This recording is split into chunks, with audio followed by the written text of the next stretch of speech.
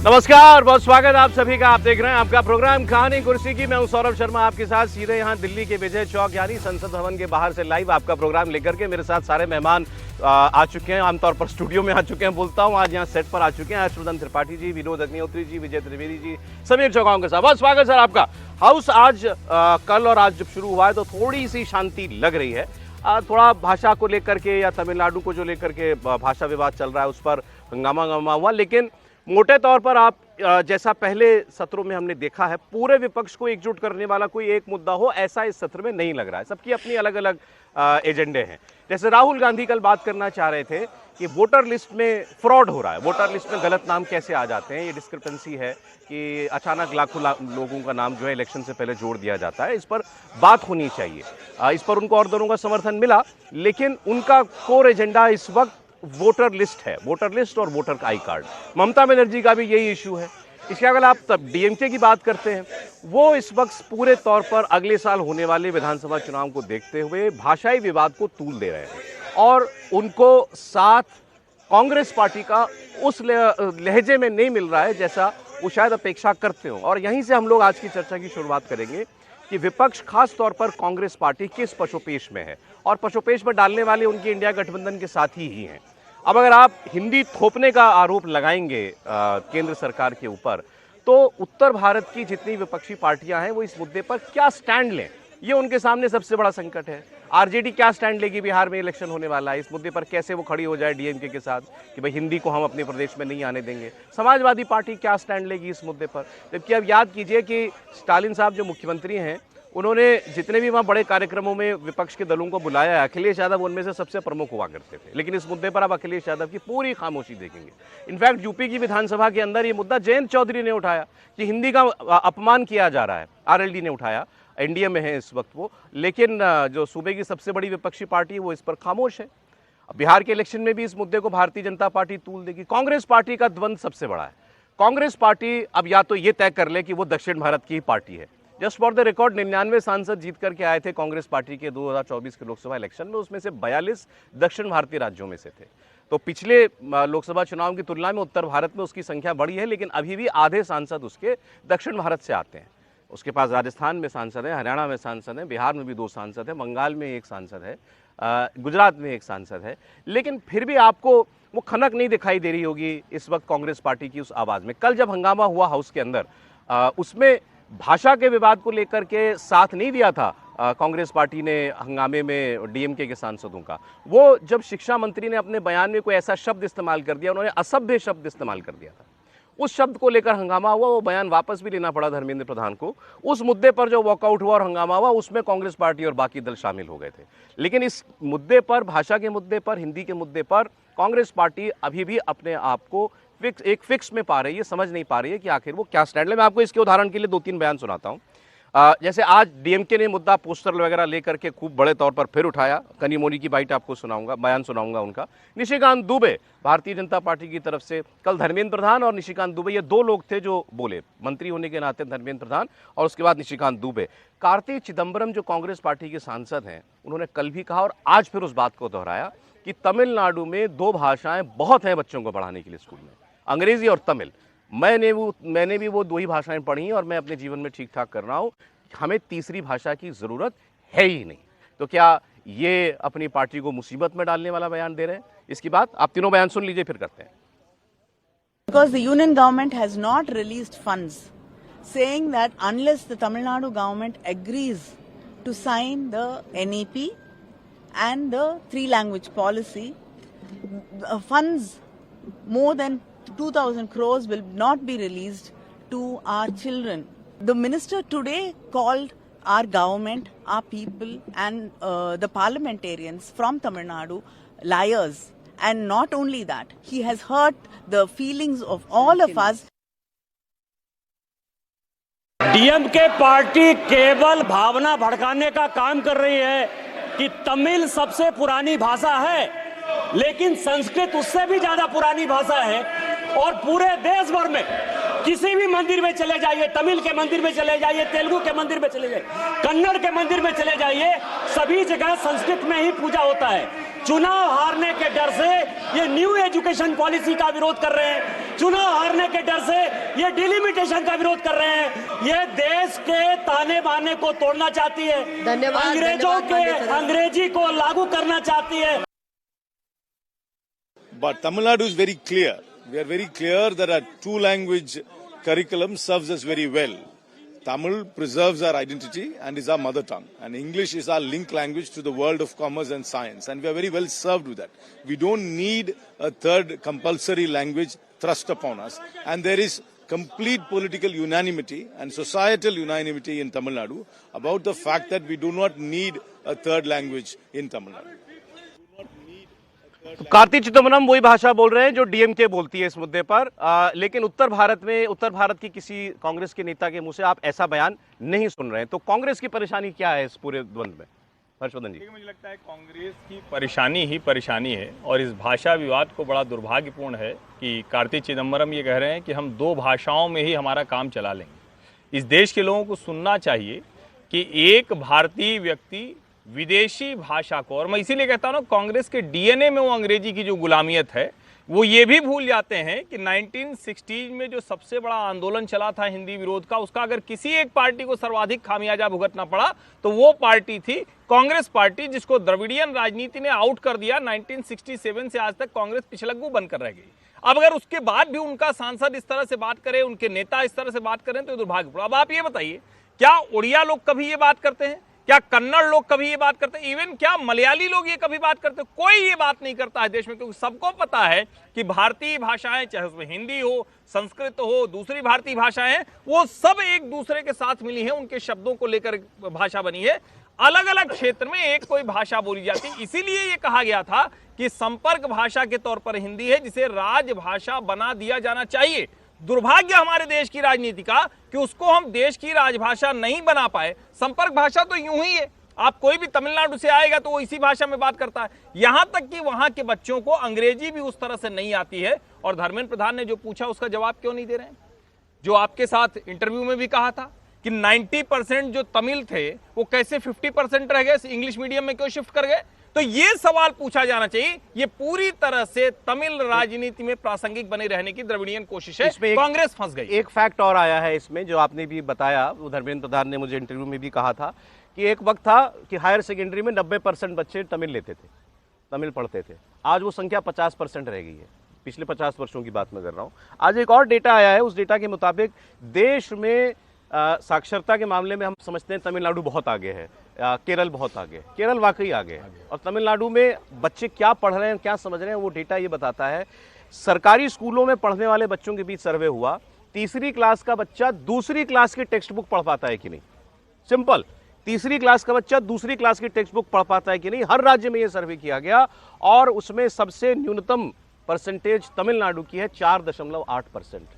मतलब 5% से कम बच्चे तमिलनाडु के सरकारी स्कूल में तीसरी कक्षा का बच्चा दूसरी क्लास की किताब पढ़ पा रहा है। तो ये सरकारी स्कूल सिस्टम का वहाँ पर हाल है, जब उसको सब कह रहे हैं कि हमारे लिए दो भाषाएं जो हैं वो बहुत हैं। लेकिन कांग्रेस पार्टी ने इस न्यू एजुकेशन पॉलिसी का 2020 में ही विरोध किया था जब ये आई थी। लेकिन उस विरोध का उस वक्त स्वर दूसरा था। उनका कहना था कि ये कोरोना काल में हम पर थोपी जा रही है, इस पर व्यापक चर्चा नहीं की गई है और राज्यों के साथ चर्चा की जाए। लेकिन आप एक राष्ट्रीय पार्टी से ये अपेक्षा करते हैं पूरे देश पर प्रभाव डालने वाली कोई अगर केंद्रीय नीति है तो उस पर उसका कोई स्पष्ट स्टैंड हो। भाई ये गलत है और ये सही है। कांग्रेस अभी भी दुविधा में है। कांग्रेस की राजनीति उस तरह से है ना कि उनको स्टैंड पता है कि तमिल दक्षिण भारत में उसकी एक जगह बनी हुई है। जो भी अभी उनकी वोटर्स हैं या वर्कर है या जो 42 सीटें भी हैं, बहुत महत्वपूर्ण सीटें हैं। भले ही उत्तर भारत में इस बार ज़्यादा मिली हो, लेकिन जब भी संकट रहा है तो दक्षिण भारत ने बचाया है कांग्रेस को। इसलिए कार्ति साहब वहाँ पर बोल रहे हो सकते हैं यहाँ पर आप बात करेंगे किसी दिन वो हिंदी में भी बोल रहे होंगे तो वो दुविधा। हिंदी उनको, हाँ हिंदी आती है, ऐसा नहीं है। वो वहाँ पर भी बहुत सारे लोगों को आती है, क्योंकि मैंने तमिलनाडु के इलेक्शन दो महीने रहकर कवर किए। अच्छा। और मैं रामेश्वरम तक कोई इलाका, कोई शहर मुझे नहीं मिला जहाँ पर हिंदी बोलने वाले नहीं थे, समझे। लेकिन मसला वो है जिसको हम बार बार बात करते हैं, सब नेशनलिज्म का, अस्मिता का। तो क्या हम इस बहस को दूसरी तरफ ले जा रहे हैं? ये सिर्फ भाषा का मसला नहीं है ना, मसला है तमिल अस्मिता का। और द्रविड़ियन जो पॉलिटिशियंस हैं वो तमिल अस्मिता के साथ खड़े दिखाई देना चाहते हैं। अभी जैसे हम सुन रहे थे निशिकांत जी को, निशिकांत जी तो वहीं पहुंच गए जहां तमिल बात कर रहे हैं विरोध का। उनका संस्कृत जो है तमिल से पुरानी भाषा है, तो तमिलियन यही तो कह रहे हैं कि आप हिंदी के बहाने संस्कृत तक पहुंचना चाह रहे हैं। इन्होंने भी और अपनी पार्टी का हित नहीं देखा है बोलने में। हाँ, मैं बात जो देखा होगा नहीं देखा होगा वो तो खुद बहुत समझदार आदमी, मैं चर्चा उसकी बात कर रहा हूँ। अब ये तर्क भी कुतर्क जैसा लगता है मुझे कि हम ये कहें कि वहाँ पर 90% जो तमिल थे वो आज 50% अंग्रेजी बोल रहे हैं। उत्तर भारत का रिकॉर्ड में देख रहा हूँ, वहाँ पे 42% लोग रह गए जो हिंदी मीडियम में एग्जाम दे रहे हैं। तो क्या आप तर्क दे रहे हैं इसका, मुझे बताइए। नहीं तो तर्क इसलिए है कि वहाँ तमिल चिल्लाने वाले लोग हैं ना, यहाँ तो नहीं है ना हिंदी चिल्लाने वाले लोग। नहीं, जमाना बदल रहा है, इसको मैं जमाना बदल रहा है, तो ये बात स्टालिन साहब को ये तो कह रहे हैं जमाना बदल रहा है, आप भी थोड़ा सा आगे बढ़िए। लेकिन ये कुतर्क होगा कि यदि आप कहें कि नहीं तमिल जो है 90% से 50% पे आ गया, आप इसको कुतर्क मान लीजिए। मैंने आपसे कहा, अरे भाई दूसरी बात ऐसा विवाद यहाँ नहीं होता ना, वहाँ हो रहा है। विवाद नहीं हो रहा, लेकिन मसला है। दूसरी बात जो हम कह रहे हैं कि तीसरी क्लास के बच्चे तमिलनाडु में दूसरी क्लास की परीक्षा पढ़ते हैं, यहाँ का रिजल्ट देख लीजिए, वो चाहे दिल्ली हो, चाहे उत्तर प्रदेश हो, चाहे बिहार हो, वहाँ 10वीं के बच्चे चौथी क्लास की पहाड़ी याद नहीं कर रहे। सर मैं तो अब आप देखिए, मैं सारी दुनिया का डेटा तो नहीं दे सकता ना एक मैं डेटा दे रहा हूँ, वो डेटा ये कह रहा है कुतर्क है। नहीं, ये कुतर्क नहीं है, लॉजिकल है। नहीं, सरकारी स्कूल की शिक्षा व्यवस्था को वो बता रहा है क्या है। वो ठीक है, लेकिन हिंदी में जो यूपी बिहार, सर सुन ले, यूपी में हिंदी पढ़ने वाला यूपी बिहार का बच्चा वो हिंदी बेहतर जान रहा है। हिंदी लेकिन ककारा नहीं जानता वो भी, लेकिन पढ़ना नहीं जानता। अगर ककारा पूछो तो वो नहीं बता पाएगा। समस्या ये है, हिंदी की वर्णमाला नहीं बता पाएगा। एक लाइन सर मैं एक सर्वे मैं सर्वे और सर्वे का ऑथर कोट कर सकता हूँ, आप अपनी बात के लिए मुझे फैक्ट दे दीजिए। अब एक जनरल, अब एक फैक्ट और एक जनरल बात का कैसे मैं तुलना करूँ? एक लाइन देखिए भाषा की बात है, सीबीएसई की रिपोर्ट है जो बच्चों नहीं, मैं कह रहा हूँ ये दो अलग अलग विवाद है। बच्चे वहाँ पर पढ़ नहीं रहे, ये एजुकेशन सिस्टम का फॉल्ट है। वो दिल्ली में भी है, बिहार में भी है, बलिया में भी है, लखनऊ में भी है, और वहाँ पर भी है, तमिलनाडु में भी। इस विवाद को उससे मत जोड़िए। बात यह है कि क्या हम हिंदी को एक संपर्क भाषा के तौर पर, राजभाषा के तौर पर आसानी से एक्सेप्ट करा सकते हैं कि नहीं, ये है मसला। दूसरा है कि क्या तमिल अस्मिता वर्सेस ये इशू है, हम कहीं गलत तरीके से तो इस इशू को नहीं लड़ रहे। ये भाषा का इशू नहीं है, मैं बार बार इसको कह रहा हूँ। हम भी ये कह रहे हैं भाषा का इशू नहीं, सिर्फ भाषा का इशू भाषा का नहीं इशू है, भाषा का भी इशू है, लेकिन भी। सिर्फ भाषा का इशू नहीं है। एक बात, दूसरी बात देखिए, जो राष्ट्रीय पार्टियां होती हैं उनके सामने इस तरह की दुविधा आती है, हमेशा होती है। भाई जाति जनगणना पर पूरे बिहार की स्टेट यूनिट प्राइम मिनिस्टर से मिलकर समर्थन करती है और राष्ट्रीय पार्टी उस पर चुप रहती है। तो ये समस्या हर क्षेत्रीय राष्ट्रीय पार्टी के साथ आती है। जब क्षेत्रीय अस्मिता का या क्षेत्रीय मुद्दा उठता है तो उसके दो स्वर होते हैं हमेशा। अब ये निशिकांत दुबे ने संस्कृत की बात कर दी, भाई निशिकांत दुबे झारखंड के हैं, इनसे पूछो अशोक के जो ग्रंथ वो शिलालेख है वो पाली में है, संस्कृत में, तो फिर पाली और संस्कृत में विवाद हो जाएगा कि कौन पुरानी है। वो भी बहुत चला था। ये भाषा भी इसमें तय करेगी, तुलना नहीं होनी चाहिए, तुलना नहीं करनी चाहिए संस्कृत और उसकी। ये तो उसी जो स्टालिन कह रहे हैं उसी को हवा दे रहे हैं। आपने जो कास्ट सेंसस वाली बात कही थी, आप बोलने एक सेंटेंस बोले। समीर जी मैं आ रहा हूँ। देखिए, दो सिर्फ बातें बोल दूं। एक तो ये कि यही बात तो बार बार कह रहे हैं ना कि अंग्रेजी सब भारतीय भाषाओं को खा रही है, इसमें भ्रम नहीं होना चाहिए। स्टालिन कह रहे हैं कि हिंदी खा जा रही, ब्रज को, अवधी को, मगही को, बज्जिका को, मैथिली को, भोजपुरी को, वो कह रहे हैं। ये हिंदी किसी भाषा को खा नहीं रही है। दूसरा, एक तो हमें ये कोई गिल्ट नहीं लेना चाहिए। स्टालिन की वो विभाजक राजनीति है, द्रविडियन राजनीति देश के लिए विभाजक है, तो आप उसको तमिल अस्मिता का नाम कैसे दे देंगे? फिर गुजराती अस्मिता कहेगी, फिर मराठी अस्मिता कहेगी, तब तो आप ऐसे नहीं बोलते हैं। पंजाबी अस्मिता तो ऐसे नहीं कहती है। मेरा ये मानना है भाषा का ये मुद्दा विशुद्ध घिनौनी घटिया राजनीति है। ये स्टालिन को अपनी राजनीति गड़बड़ होती दिख रही, इसलिए समीर जी के पास जा रहा हूं। अभी जो बात हुई यहाँ पर राष्ट्रीय पार्टी के द्वंद्व की, आपने उसमें बिहार का एग्जाम्पल दिया, वो बिल्कुल ठीक है कि जातीय जनगणना पर बिहार की बीजेपी इकाई और केंद्र की बीजेपी और केंद्र पार्टी लीडरशिप में फर्क है। महाराष्ट्र में, मुंबई में जब शिवसेना उत्तर भारतीयों में हमले करती थी और बीजेपी गठबंधन भी करती थी उनसे, तो यहाँ वो बीजेपी विरोध करती थी और महाराष्ट्र में साथ रहती थी, सहमत होते थे। अब ये सारे मुद्दे जो है, फिर भी भारतीय जनता पार्टी हिंदी भाषियों पर जब हमला होता था तो उसके विरोध में खड़ी होती। उत्तर भारतीय, समीर जी की बात, उत्तर भारतीयों पर महाराष्ट्र में हमला हुआ, उस बात को लेकर बीजेपी आज तक ताने सुनती है ना कि आपके साथी थे और आज भी आपके साथ बैठे हुए हैं, सरकार में आपके साथ हैं। बिहार में आज भी आरजेडी और तेजस्वी यादव ताना देते हैं ना कि हमने पास करा लिया था क्योंकि हम लोग थे, आप होते तो नहीं करते इस काम को। तो ये क्या कांग्रेस के इस द्वंद्व का भाषा को लेकर के बीजेपी इस्तेमाल कर पाएगी? अभी बिहार में इलेक्शन होने वाला है, समीर जी। देखिए, मुझे लगता है कि भारतीय जनता पार्टी के पास किसी भी तरह की दुविधा नहीं है। दुविधा तो कांग्रेस के पास रही है। अगर तमिल की भाषा की अगर बात करेंगे, कामराज के समय भी ये हुआ था। कांग्रेस के अध्यक्ष से कामराज, तब ये हिंदी का जब विवाद उठा था तो कामराज ने लाल बहादुर शास्त्री जब प्रधानमंत्री थे उनको भी ये बात बोल दी थी और इंदिरा गांधी को भी ये संदेश दे दिया था कि भाई हम तमिल को एक तरफा नहीं छोड़ सकते, हिंदी को पीछे हटना पड़ेगा, तमिल की जो भाषा है उसको महत्व देना पड़ेगा। कांग्रेस में उस समय कामराज कांग्रेस के अध्यक्ष रहे, बड़े नेता थे, तमिलनाडु से आते थे, उनकी बात के वजन दिया गया और दक्षिण से प्रभावशाली नेता थे तो कांग्रेस ने दक्षिण के सामने घुटने टेके। अब कांग्रेस का समस्या क्या है? कांग्रेस के साथ समस्या है कि उत्तर भारत में कांग्रेस के पास कुछ बहुत बचा नहीं है, जो कुछ बचा है दक्षिण के पास है। कांग्रेस को जो बहुत थोड़ी बहुत सफलता भी उत्तर प्रदेश में मिल गई है या गठबंधन में मिल गई है, बाकी क्षेत्रीय दलों के लिए तमिल से कोई कंसर्न नहीं है, चाहे समाजवादी पार्टी हो, चाहे बहुजन समाज पार्टी हो, चाहे ममता बनर्जी हो। कांग्रेस के संग सबसे बड़ी समस्या है कि कांग्रेस को राष्ट्रीय पार्टी होने के कारण दक्षिण भी देखना है और उत्तर भारत भी देखना है। प्रियंका गांधी दक्षिण से सांसद बनती है, राहुल गांधी भी दक्षिण से आते हैं, कांग्रेस के बड़े नेता इस समय दक्षिण के आते हैं, तो कांग्रेस दोनों को साधने की कोशिश कर रही है। कांग्रेस जानती है कि अगर हम तमिल का विरोध करेंगे तो बचा कुचा जो हमारा दक्षिण का आधार है वो चला जाएगा। तो हम उत्तर भारत, भारतीय जनता पार्टी का बहुत क्लियर है, भारतीय जनता पार्टी उत्तर भारत में बहुत स्ट्रांग है और उसी दम पे भारतीय जनता पार्टी जानती है कि दक्षिण में भारतीय जनता पार्टी के पास तमिलनाडु में कुछ खोने के लिए नहीं है। अगर ये चला तो भारतीय जनता पार्टी को गेन होगा। जहां तक देखिए, अभी विनोद जी ने 2 उदाहरण दिए। महाराष्ट्र की जब बात है कि जब उत्तर भारतीय को जब पीटा गया शिवसेना के साथ, तब लाल कृष्ण आडवाणी ने प्रमोद महाजन से भी इस बात का कहा था 2002 के पहले और उसके बाद ये लगातार कहा था और शिवसेना से कहा गया था कि ये नहीं हो सकता कि आप हमारे साथ गठबंधन में रहो और महाराष्ट्र में उत्तर भारत पे अत्याचार करो और हम उत्तर भारत में इसका जवाब देते फिरे।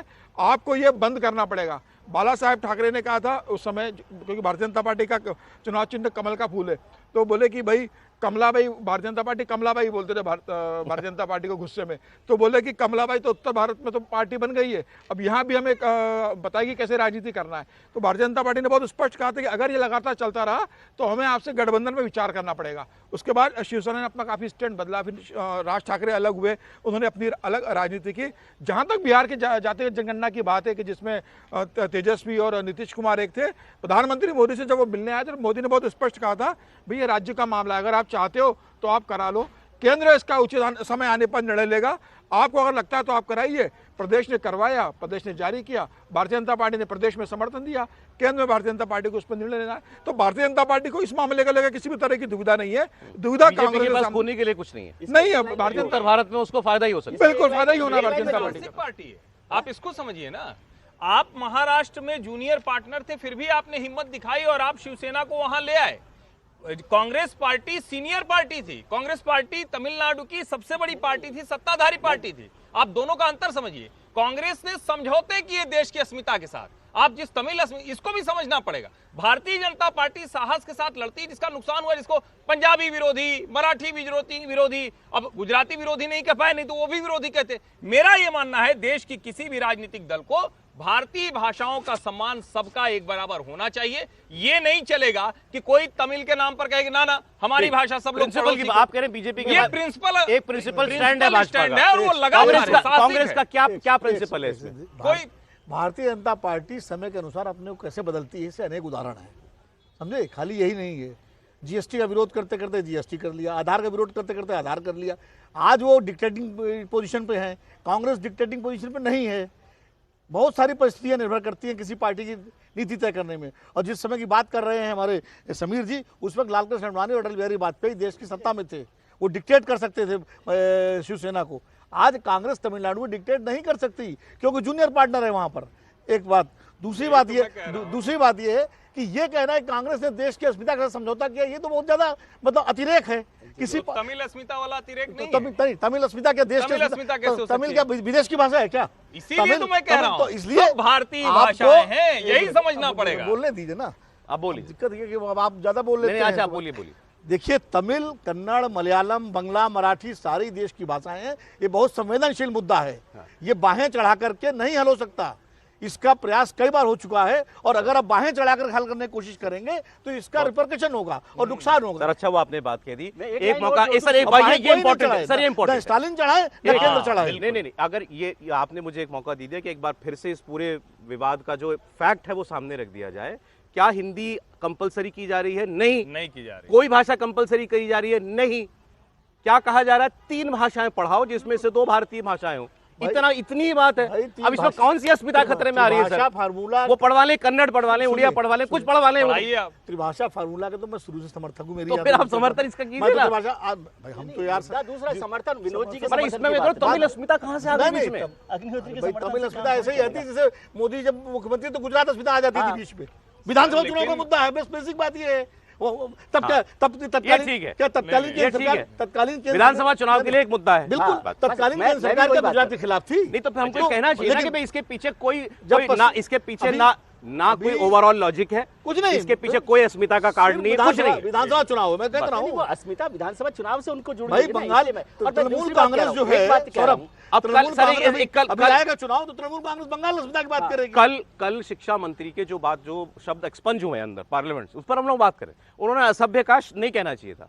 मतलब वो हालांकि वो कह रहे एक्सपंज कर दिया, उस पे हम क्या डिबेट नहीं, मैं इसलिए उन्होंने मैं स्वीकार कर लिया ना गलती उन्होंने अपनी उसमें उन्होंने कहा कि ये पॉलिसी के लिए तैयार हो गए थे, पहले एमओयू साइन करने वाले थे मेरे साथ। वो इशू ही अलग है, वही पॉलिटिकल इशू है। दूसरी बात, हम इसमें क्या कर रहे हैं, या तो तमिल भाषा पर हम चर्चा करें, अस्मिता पर चर्चा करें, वो उनका पॉलिटिकल इशू है।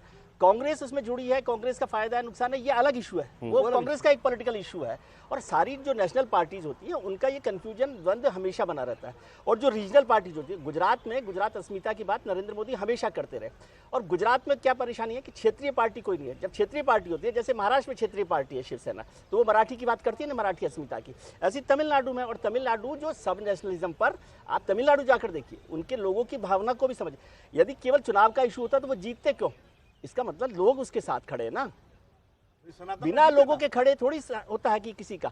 ये इशू अलग है कि ये लॉजिकल है कि नहीं। जो साथ खड़े हैं उसको सच तो बताएगा ना कोई। हाँ, नहीं, वो तो कल भी अपन ने चर्चा की भाई, सच तो पब्लिक डोमेन में है।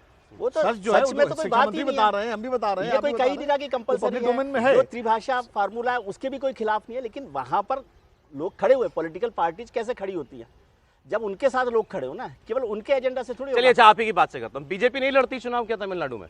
बीजेपी की एंट्री मुश्किल हो रही है। 10% वोट है बीजेपी को जड़े नहीं जमानी तमिलनाडु में। अब पता लगेगा तो ना बीजेपी बाद नहीं तो हाँ, तो ये बीजेपी क्यों इस मुद्दे को लेकर खड़ी हुई उसके है? लिए वो छोटा सौदा है, वो पूरे देश भाई नहीं, आपको इसका अगर दूसरा है, मतलब बीजेपी को तमिलनाडु में राजनीति करनी नहीं अगर है। आपने करनी है, लेकिन अगर आपको 10 पैसे देके 90 पैसे मिल रहे हैं तो 90 पैसे के साथ जाएगी। उसको इसका फायदा ठीक है, पूरे सर, देश में सर, मिल रहा है। एक- इसलिए जब जाएगी तब जाएगी, विनोद तब सर, तक ये मुद्दा खत्म खत्म कर हो लेते चुका हैं, होगा। बोलूं। ये वो पार्टियां इस तरह अपने स्टैंड बदल देखिए, रही बोल रहे हैं, रहती सर, बोल हैं। रहे अच्छा, समीर नहीं, आप बोलो, आप एक लाइन सिर्फ है। विनोद जी ने वही बात कह दी जो हम लोग इतनी देर समझा रहे हैं। विनोद जी कह रहे हैं 10 पैसे में 90 पैसे का फायदा है। यानी ये कह रहे हैं कि तमिलनाडु के लोग, तमिल की राजनीति करने वाले लोग ये सब कर रहे हैं। पूरे देश में और कहीं तमाशा होता है क्या? और गुजराती अस्मिता के नाम पर नरेंद्र मोदी को गलत कोट किया जाता है। नरेंद्र मोदी ने कभी भी गुजरात के नाम पर किसी और राज्य का विरोध नहीं किया, गुजराती के नाम पर हिंदी का विरोध नहीं किया। और नरेंद्र मोदी तो खुद गुजराती स्पीकर है। ठीक अरे भाई आपके सर, ब्रेक का वक्त हो गया। समीर जी कुछ बोल रहे थे। समीर जी का point है। इसमें हमेशा करते हैं, इसमें कैसे विरोध नहीं करे। वो गुजरात के जनता को केंद्र सरकार के खिलाफ खड़ा करते थे। अच्छा, ये हमेशा तो- कांग्रेस समीर के जी, खिलाफ। समीर। सर मेरा ये कहना है कि कांग्रेस से वो दुविधा उनके आप पॉलिटिकल देखिए, एजेंडा था। तमिल की बात आई तो कांग्रेस को दुविधा है। वही जब डीएम कहती है कि भाई हिंदू डेंगू है, सनातन को जड़ से खत्म करना है, तब भी कांग्रेस चुप हो जाती है, तब भी वही नहीं पूछती। तो मुझे लग रहा है कि कांग्रेस के लिए तो दुविधा हर जगह है। और जहां तक तमिल राजनीति की बात है तो आप तमिल अस्मिता की बात कर रहे हो, लेकिन सनातन को खत्म करने की बात, ये क्या तमिल अस्मिता की बात है? इसका जवाब भी तो डीएम को देना पड़ेगा। सनातन का अर्थ तमिलनाडु में क्या है और बाकी देश में क्या है, ये समझना पड़ेगा आपको, हमको। हम अपने उत्तर भारतीय नजरिए से तमिलनाडु की संस्कृति को समझेंगे सर, तो नहीं समझ पाएंगे। इसीलिए वो जीत गए वहां पर, वरना तो हार जाना चाहिए था उनको। नहीं, लेकिन इस उनको तरह हार जाना चाहिए था। इस जब तरह जब से- पूरे देश में बीजेपी की लहर है, 240 सीटें अकेले बीजेपी की आ रही हैं, कर्नाटक में जीत रही है बीजेपी, केरल अब में इसमें खाता वो जो खुल रहा है, 90 तमिलनाडु पैसे हार वाला रही है। फायदा आप कह रहे थे कि उनको बीजेपी को मिलने वाला है, उसमें बिहार कहीं होगा ना? फिर मैं कह रहा बिहार हूं, की यही बात करेंगे त्रिपुरा सर, के ब्रेक लिए बाद। कहा जाता था, यही हरियाणा के लिए कहा जाता था, यही महाराष्ट्र ठीक के है। लिए कहा जाता था, यही हर राज्य के लिए कहा जाता है। बिहार